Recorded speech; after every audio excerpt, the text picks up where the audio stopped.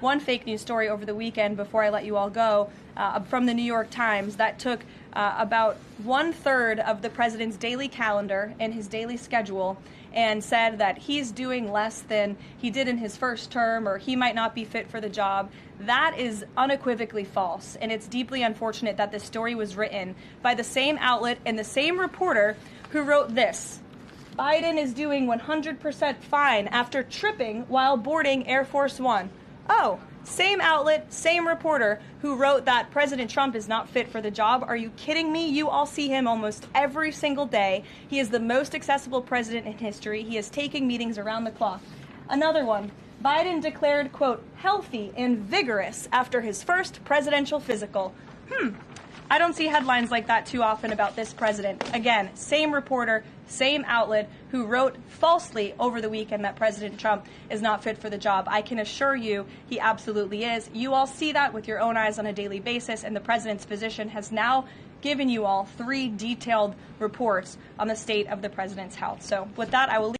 What's going on, everyone? Talks to Kenny here today, and welcome to the show. As you saw from the intro, the fake news media outlets are pretty much angry over the fact that the White House decided to have a news portal that's supposed to outline the biases of a lot of these news outlets. And they don't like the fact that the White House is doing this, but you can't say that the White House don't have any reason to not put this out there. And, you know, you're gonna hear a lot of liberal reporters trying to put out this narrative that somehow the White House is trying to delegitimize the press, and the press is trying to act like that they're just doing their job and they're just covering things that the Trump administration don't like. But many people already felt distrust for the media way before even Trump started saying the tagline "fake news." And you saw from the intro, the White House press secretary outlined it like some examples of the double standards, the misframing, the dishonest framings of the mainstream media, right? Because one hand, the mainstream media did stuff like this was going on as I'm talking. Biden tripping over himself, falling, collapsing, and they're saying, "Oh, this is normal. Oh, he's in perfect health," right? But then Caroline Levitt said, "Okay, media try to create this narrative that, oh, Trump can't stand on his own. Trump is this. Trump is less visible than he used to be." And she was like, "Okay, here's the receipts. Here's his health records." The MRI, because President Trump yesterday said that he would release the results of his MRI. Is that happening right now? It is happening right now. As part of, and this is a summary from the president's physician, and we will release it right now. I think my team has it teed up for all of you. I'll read it for you, and then you'll get it physically as well. As part of President Trump's comprehensive executive physical, advanced imaging was performed because men in his age group benefit from a thorough evaluation of cardiovascular and abdominal health. The purpose of this imaging is preventative, to identify any issues early, confirm overall health, and ensure the president maintains long-term vitality and function. President Trump's cardiovascular imaging was perfectly normal. No evidence of arterial narrowing impairing blood flow or abnormalities in the heart or major vessels. The heart chambers are normal in size, the vessel walls appear smooth and healthy, and there are no signs of inflammation or clotting. Overall, his cardiovascular system shows excellent health. His abdominal imaging is also perfectly normal. All major organs appear very healthy and well perfused. Everything evaluated is all major organs appear very healthy and well perfused. And this is the problem with the mainstream media. Reddit's back at it again. This is Caleb Hammer, someone who's not really directly, I would say, partisan directly. He's just a normal, everyday American that is informed of what was going on in politics to a degree. Accurate, right? The discussion. Here's the perception, right? They pretend everyone's here. It's always a Democrats in the middle, right? Reality. They always pretend like Bernie Sanders is center left. Make that make sense. Hell no, Bernie Sanders not center left. Are you crazy? But it's Reddit, LOL, the most politically extreme platform on the internet where gifts actually happen. They don't know they're in it, right? Here's TikTok. TikTok 55%, Instagram 58%. Reddit's at 63% of their population in that platform leans to the left. YouTube is more right-leaning in more recent years. It's crazy. And X is pretty much parody.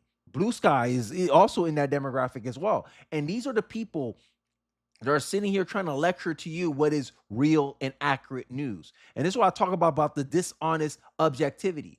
people on Reddit will claim to be dishonestly objective. Oh, I am a centrist. I am objective. But you have an echo. You're essentially living in an echo chamber where you don't have any cross, like your ideas, your conclusions. They're not challenged. YouTube may be more right wing, but you still get left wing commenters on this channel, commenting and giving their opinions, talking about how MAGA woke up the progressive left. And this is the scripting that I'm tired of from the left, really, is that they don't want to confront these real issues, right? The left want to complain, oh, liberal media has been delegitimized by the Trump supporters, by social media. But the reality is that these social media, not social media, these legacy media outlets delegitimate themselves by constantly doing things like this. Here's an example. You're going to hear Brian Stelter complain about how the White House is delegitimizing news networks for asking questions that's very negative towards the president, versus reality of how the right sees it with Abby Phillips. I'm using her as an example because I always complain about Abby Phillips on this show, because on one hand, she'll try to fact check someone when they're trying to disparage someone without evidence, but then allow it for people on the right. And this is the kind of thing that catches CNN, and why many people, if you ask, is CNN objective? Many people will tell you no. Let's take a look. The president has ramped up his attacks on journalists in recent weeks. This isn't a new strategy for him. We have seen this. What is this all about? Is this just about controlling the narrative? To delegitimize the media. I would say it's to delegitimize the media, Jessica. This media bias monitor is being produced at taxpayer expense. It's a featured part of the White House website, and it's about trying to tarnish and demean various news outlets, as well as media outlets that have nothing to do with the news business. For example, one of the targets of this White House webpage is Whoopi Goldberg, the entertainer who co-hosts The View. So it's about targeting perceived liberals, perceived enemies, and as always, trying to attack the messenger. But here's what happens whenever the president or his aides go after a journalist or go after a news outlet. It makes people wonder what the fuss is about, what the controversy is about. The other day, the president called a New York Times reporter ugly. It made more people want to read the story and find out what the story was about. That story was about the president's stamina and how he's less visible than he was during Trump 1.0 back in 2017. When he called a reporter at CBS stupid the other day, I wanted to know, what was that story about? The reporter was asking about Afghans coming to the U.S. and the vetting process of the U.S. government. A couple weeks ago, and the president called a reporter piggy. What was she asking about? The Epstein files. So I think when the president insults reporters, or when the White House goes and claims media outlets are biased, it might draw more attention, more curiosity about what the stories are about. It might actually draw more attention to the questions being asked. And that way people can make up their own minds about whether the stories are legitimate, whether the questions are fair. Look, the White House, like any other entity, it can go ahead and criticize the press. Criticism can be a good thing. But when I look at this particular media bias monitor, it seems mostly to be a way to delegitimize the press. Stephen Miller is a white supremacist. He is, and he's basically running the White House. They keep Trump busy with his decorating projects. He's got building the arch now. He's got his Oval Office design. And then you have these real sociopaths that are real anti-Semites, true white supremacists like Stephen Miller. And even though he's Jewish, he's like a Nazi Jew. Well, look, I can't speak to what Stephen Miller's motivations are. You're such an asshole. I'm sorry, but Abby Phillip is a fucking asshole. She let her call him a Nazi Jew and just said, I'm sorry, but I can't speak to what his motivations are. What a cowardly dodge, just to try to maintain some semblance of objectivity. The only proper response to that is, come on, hold it. We can criticize his immigration policy all day long if you want. Don't call him a Nazi Jew. That's disgusting. So we return back to this chart here again, right? People on the left, right, will watch that interview with Abby Phillips. I can't speak to his motivation and say, yeah, that's objective news. That's not objective. Because Abby Phillips, if you had made a claim about some Democrat being a racist, she will push back. There's no evidence to suggest that this person is a racist. You can see all the track records of this Democrat, who they donate to, look who he put as his running mate. Joe Biden is not a racist. Do not assume that Joe Biden is a racist. She will instantly push back and give you reasons for why that is not the case. But when it comes to someone associated with the right, she plays this. She's very passive in the fact check. She didn't fact check her at all. There was a lot to fact check there. Hey, there's no evidence to suggest that Stephen Miller is a white supremacist. There's no evidence to suggest that he's a Nazi Jew. That would have been easy pushback. But no. And this is the inconsistency that we're talking about. This is why the media, in my estimation, they delegitimize themselves. They don't need a White House to spread the fake fake news portal. People are already aware of the dishonest objectivity of the mainstream media. It just so happens that now that the White House is an adversary to the media feel like this is a threat to their legitimacy, because at the end of the day, they only respect power. These people only respect institutions. And that's the reality. And now that there's more institutional backing of the social media type, the podcast people, as the media like to make fun of and try to delegitimize us, or many people like me who just put up a laptop and talk about the news. Because at the end of the day, there's no difference between YouTube and mainstream media. The only difference is there's a credential behind your name. Oh, I had to go to journalism school where I learned how to propagandize people. That's the only difference. This fake veneer of expertise, when in reality you're nothing more than a paid mouthpiece. And look at all the dishonest framing that they had to do. Right? For one example, I could show here. I'll show you an example, because it goes into my other point about immigration and all this. Because we're talking a lot about immigration, and I have to show one more video about it. I have to, right? Is this one. The family came here illegally, right? This is a Thanksgiving. Welcome to Thanksgiving, right? So there's a story that the CNN posted. College student is deported during her trip home for Thanksgiving. Look how she said, not an American college student, nothing like that. Why are you deporting a college student? Let's look at the story. Let's look at the full context. The family came here illegally in 2013, applied for asylum, was denied, did not appeal the decision, stayed in the U.S. illegally. Now their daughter, who was just 7 when they arrived, has been deported, and the parents blame everyone but themselves. Instead of blaming her parents for putting her in that situation, the CNN people or the liberal reporters frame it as if, oh my God, look what happened, because they want you to fill in the blanks. And this is the dishonest game that we're talking about. This is the dishonest framing that has pretty much called into question people's trust in the news outlets. Because we know you're just there to propagandize us. I talk about this constantly on this channel. The most liberal profession in the world right now is journalist. If you call yourself a journalist, statistically, you're a liberal. Even if you claim to be an independent person, I'm non-party affiliated. Kenny, most people in journalists are independent. Independent my butt. If you look at the donation trends of journalists, people who consider themselves journalists, it's overwhelmingly towards the Democratic Party. So as a smart person with media literacy, what makes you think that I'm going to trust your word when it comes to positive things spoken about the Democratic Party, your framings, your negative bias against Republicans, your coverage of Republicans? What makes you think that I should trust your word as purely objective? And this is why they're mad about that, because they're losing that veneer, that branding. The name of journalism is almost akin to a car salesman. People don't trust it. But I digress. Let's get into this back and forth of the media asking questions about the fake news portal that the White House has created on their website. Launched a new fake news portal, which I found interesting. What is your objective with that, ultimately?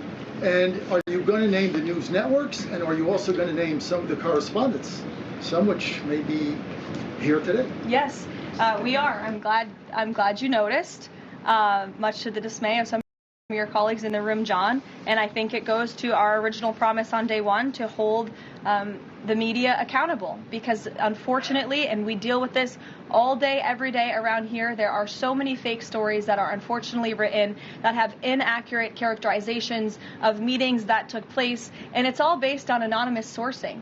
And the standard for journalism, unfortunately, has dropped to such a historic low in this country. And again, we deal with it every day, where you can have an anonymous. Yes. And I agree with that, because especially with the news media, right? The journalists, only 3.4% of journalists are Republicans, right? And majority of these journalists are liberals. So they're politically incentivized to take things out of context, to mischaracterize events and what happenings, to take the more negative assumptions. They're quick to put out negative, baseless theories about a Republican candidate, and they're hesitant to put out negative theories and cases against a Democrat president, as you saw with Joe Biden. Joe Biden was a perfect example at the intro of this video. Joe Biden was falling, clumsing all over this place, wandering around. Conservatives called it out. Liberal news reporters, oh, look at these conspiracy theories creating cheap fakes. Try to delegitimize what social media was saying, what right-wingers on social media was highlighting to the American people. And then after he loses, after Kamala Harris loses, that's when they want to admit, yeah, you guys were right about it all along. You didn't fall for our gaslighting tactics. And they wonder why people don't trust the news networks. They wonder why their ratings are all-time low. They wonder why liberal news, liberal media outlets are hollowing out, and they're desperate to stay afloat. Why a lot of these liberal YouTubers were complaining about losing their audience members, because their audience members were looking at them and say, yo, time and time again, you guys keep saying, Iowa's going to go for Kamala. Kamala could win Iowa. Kamala could win Iowa. Kyle Selinsky saying that. Leftist YouTuber saying that Kamala Harris had a chance to win Iowa. And it wasn't even close. Kamala wasn't even close to winning Iowa. Trump was more likely to win Illinois than Kamala was to win Texas. But this was the narratives. People kept seeing it. They're like, damn, every claim, every theory these liberal YouTubers seem to put out seems to always get it wrong. How come? Because at the end of the day, no matter how good, no matter how plausible your theory is, if it cannot stand the test of reality, then your theory is not true. And this is something that the liberal legacy news networks are learning the hard way.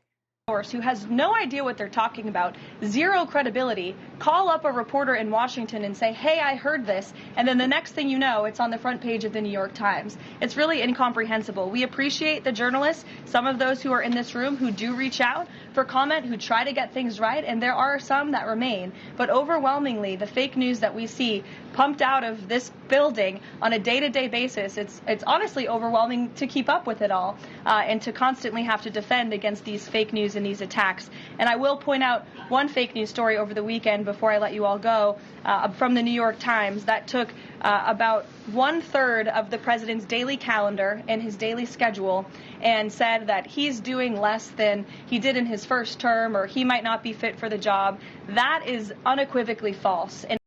And we come full circle, right? We come full circle. They find a little snippet, a little thing that seems to prove their narrative, right? On a superficial level, it seems like it proves their narrative. Look, Trump is showing up less frequently than he did compared to this last term. Then you find out that's only like 33% of the overall schedule, right? Man can't take a break. Craziness. More interviews than Joe Biden, done more in a couple 4 months than Joe Biden did within an entire year. But it's not enough for these people, right? Imagine you signed more executive orders, you did more interviews, you answered more questions than the previous president. That was unhealthy. That was mentally unfit to be president, that he had to drop out mid-campaign run. And the media still want to try to perpetrate a negative story. Why?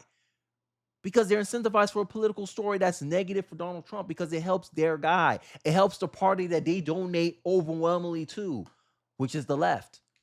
This is why every story that these news outlets put out, they always take a center left to left-wing view on the situation. This is the dishonest objectivity that I call out on this video, on my channel consistently. Is that this dishonest objectivity is pretending to be a centrist, when in reality what they're trying to do is center the Overton window and making themselves the center. I openly acknowledge that I'm not quite center. I'm center right. All right? I'm very open about that. But I don't sit here and pretend, no, I'm a centrist. I'm a centrist. What like a lot of these dishonest people on these news outlets like to do. Oh, I'm an independent voter. You're an independent voter? How many times you voted for Republican? 0. Oh, how many times you voted Democrat? Every single time. Okay, you're not an independent. Stop pretending. You're independent in name only. You're an Eno. But this is the kind of game that these journalists play. They want to moderate discussions, and you already know they're leftists. They always take one side of the narrative. They always want to take one angle of the narrative. We see it every single time. And even if I do that, right? Even if I do take one side or I lean one angle towards the perspective or the debates that's going on, I at least acknowledge or try to acknowledge what the other side is bringing up. And I try to articulate why I don't see it that way, to give you an opportunity to be informed, at least broadly, what's going on, and get a sense of what's the argument's actually about. I try not to mischaracterize people, but it's hard. It's hard to take these people seriously when you actively see the stories that they put out. They want to dismiss concerns about Joe Biden's health when it was obvious in your face. Now they're doing the opposite. It's not obvious that Trump is dealing with a health issue, and they're constantly trying to bring up and drum up drama and negative stories based on his health. Make it make sense. This is the legacy media we're dealing with. And they wonder why trust is at an all-time low from the American people to the mainstream media. And they pretend Trump did that. Oh, Trump did delegitimize. No, you delegitimized yourself by saying Hillary Clinton had a 99% chance of winning the presidency and she lost. Make it make sense. Story after story, case after case. The media took one perspective, and all we had to do was wait 6 months, 3 to 6 months, and you get proven wrong. What kind of, eventually people are going to be like, yeah, let's not trust them. The media is the boy who cried wolf. Eventually people ain't going to trust you. And instead of taking a warning, instead of doing better, they double down, they triple down. They try to do the same tactics. When are you guys going to learn? And I think one of the reasons why they don't learn is because they don't respect the individual opinions of the American people. They only respect power. They only respect institutions. This is why they're so mad about the White House putting out this fake news portal. Because now it's an institution calling out them. And it's hard to ignore that. Oh, the U.S. government says that you're a left-wing network. Oh, we're safe. It's hard to argue that because they seem like they only care about authority. But, without further ado, I digress. Let me know your thoughts and perspective about the perception that the narratives that the legacy media tries to put out. Do you believe they're honestly making mistakes here, or do you think this is actually nefarious? Because I'm starting to believe this is actually nefarious, and I have a lot of things to suggest that. But I would like to hear your thoughts and perspective on this topic below. Don't forget to like, comment, subscribe, please share this video if you feel so inclined. It really does help me on the algorithm, and I'll catch you guys on the next one. Peace.